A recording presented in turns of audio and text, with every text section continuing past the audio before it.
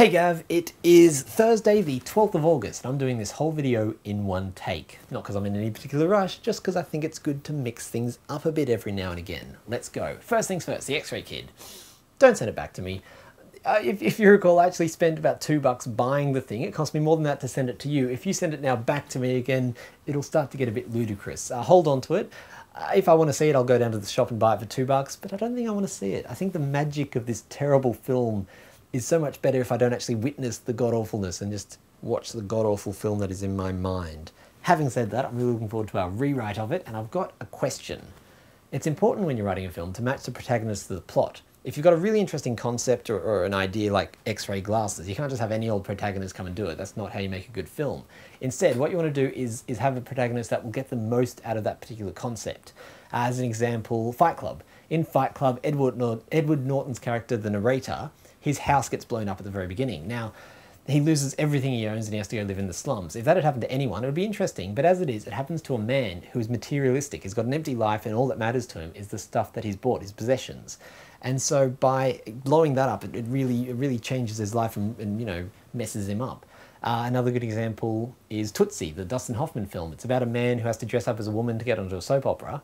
Now, again, any character would have been in a watchable film. As it is, they had Dustin Hoffman's character is a misogynist. He had no respect for women, no love for them. I mean, he loved them in a physical sense, but he didn't have much insight into their mind. And so by having him live life as a woman, then, you know, he gains an insight for what women are like and it changes his life.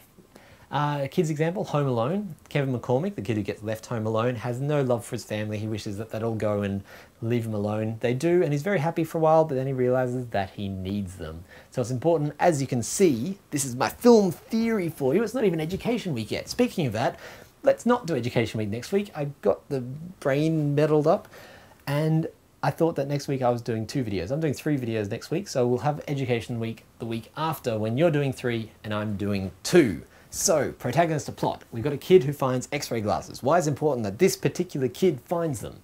I've got 2 possible theories. One is that he's bullied and, you know, he's got it in his mind that brawn is better than brain, that might is better than bright.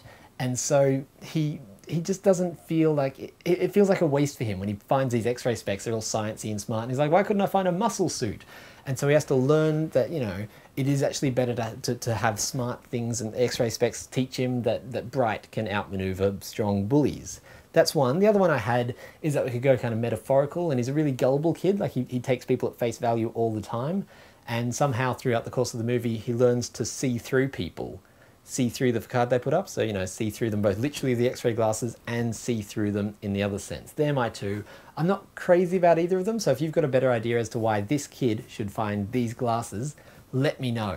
The other thing I was going to say is we should probably work out why, you know, have these X-ray glasses actually relevant to defeating the bad guys in some way. Because from your description, in the original, they weren't at all. So try to think of any scenarios where it could only be solved if you had X-ray glasses.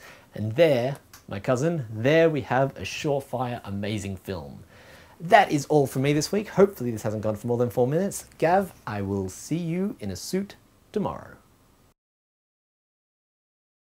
Hey Gav, it is August the 12th of number 3.